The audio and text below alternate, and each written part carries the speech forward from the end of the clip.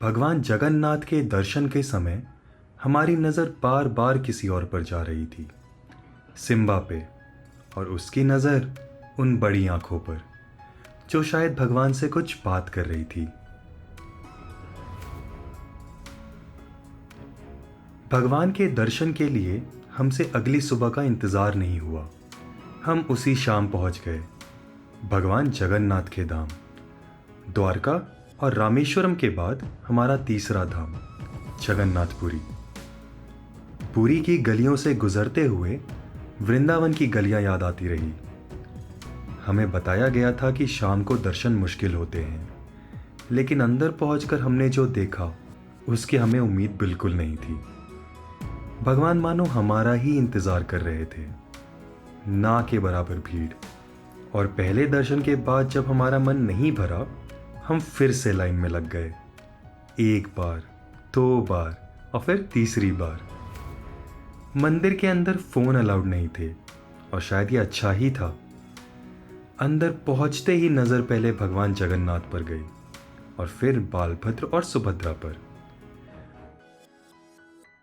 कुछ देर बाद दो और किरदार नजर आए, दो कबूतर, बार बार मंदिर के द्वार से मूर्ति तक दौड़ लगाते हुए, जैसे दो भाई किसी बात पर स्पर्धा कर रहे हों।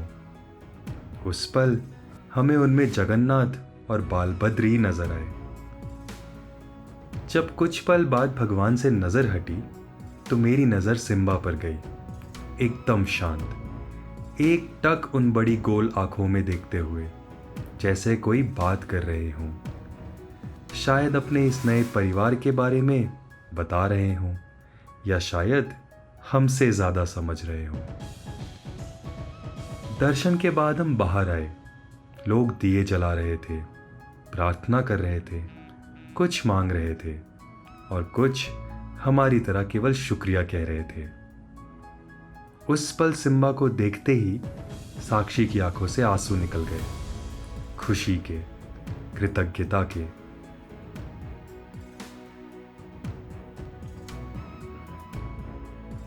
मंदिर से बाहर हम प्रांगण में आए, जहां हमने अपने फोन जमा किए थे। बाहर एक अलग ही दुनिया थी, कहीं सैर सपाटा, कहीं प्रवचन और कहीं ध्यान। और कुछ लोग बस मंदिर के शिखर की तरफ देखे जा रहे थे। हर व्यक्ति शायद अपनी किसी ना किसी तलाश में था। हम भी कुछ देर वहीं ठहर गए। हम सिम्बा को लेकर प्रांगण में घूमते रहे। शायद उसे याद ना रहे, पर कौन जाने, कुछ बातें यादें बनने से पहले भी कहीं रह जाती हूं। होटल लौटने का समय था। हमने एक साइकिल रिक्शा पकड़ी और पुरी की उन रात की सड़कों पर चल पड़े। लेकिन कुछ ही देर में सिम्बा हमारी बातों से पहले ही सो चुके थे।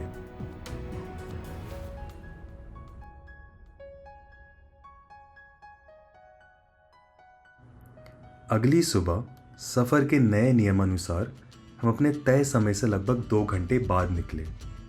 मंजिल मेरे बड़े भाई का मंदिर, सूर्य मंदिर, कोणार्क। रास्ते में हमने पुरी का बीच भी पार किया, लेकिन उस दिन उसकी शांति में बैठने का समय हमारे पास नहीं था।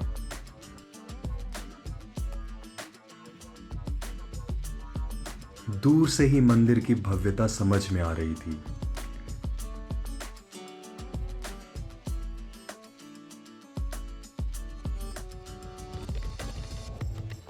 एक विशाल रथ, पत्थरों में नक्काशा हुआ, सूर्यदेव को समर्पित। हर एक नक्काशी का एक उद्देश्य था, सब कुछ सोच समझकर बनाया गया था।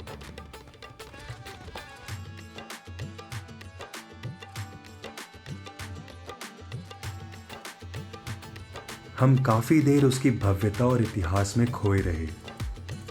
इतना अद्भुत मंदिर, इतनी समृद्ध विरासत, और फिर भी मुझे लगता रहा कि शायद हम इसे थोड़ा और बेहतर संभाल के रख सकते थे।